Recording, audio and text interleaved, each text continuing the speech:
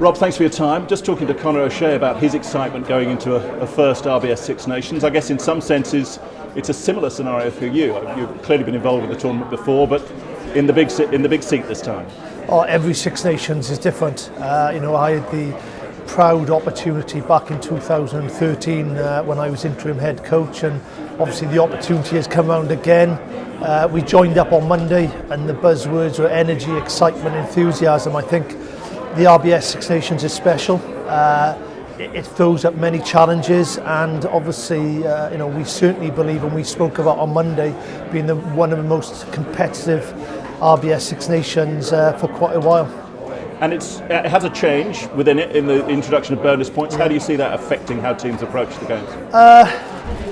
I don't think teams will change. I think that the opportunities to get the extra bonus point is there for everyone to take. I think that ultimately is about winning the game, and hopefully weather dependent. It's a great opportunity then, if you are in a dominant position, to go on and take a bonus point. I think it'll open up a bit in terms of what we saw over the last games in this championship.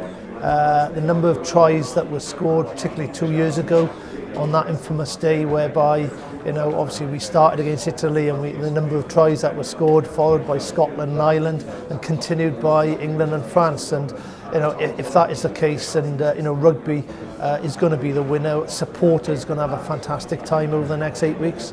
Your squad reflects a sense of change, some fresh faces, led by a fresh captain, of course. What are you expecting from that? That's fair, and I think fresh is good. It certainly brings a competitive edge and a new enthusiasm and a fresh look about the squad, and obviously a new dynamic in Alan Wynne as being captain. I think that he's certainly put a footprint on his style already in the last couple of days, and he'll continue to do that, and he'll flourish in the role. You start in Rome against Italy.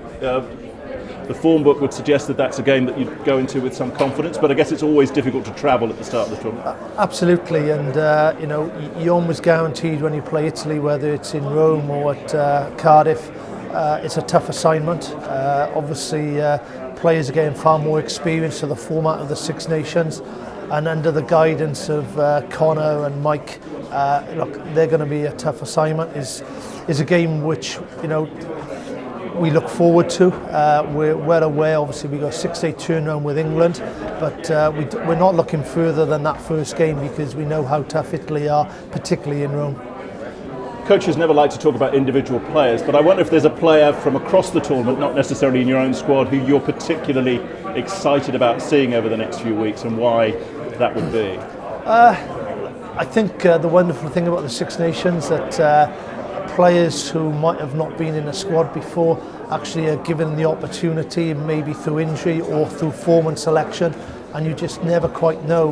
And the wonderful thing about the Six Nations is that those players who aren't talked about now will be talked about in March. And for me, there's a lot of competition in terms of the full-back position, and when you look across the board in terms of full-backs, there's some special players who will bring some special memories to this tournament. Conor picked out Stuart Hogg in that position, obviously, as a player that he's keen to see, and he would be an example of what you're talking about, I guess. Yeah, absolutely, and who am I to argue with Conor? Obviously a full-back himself.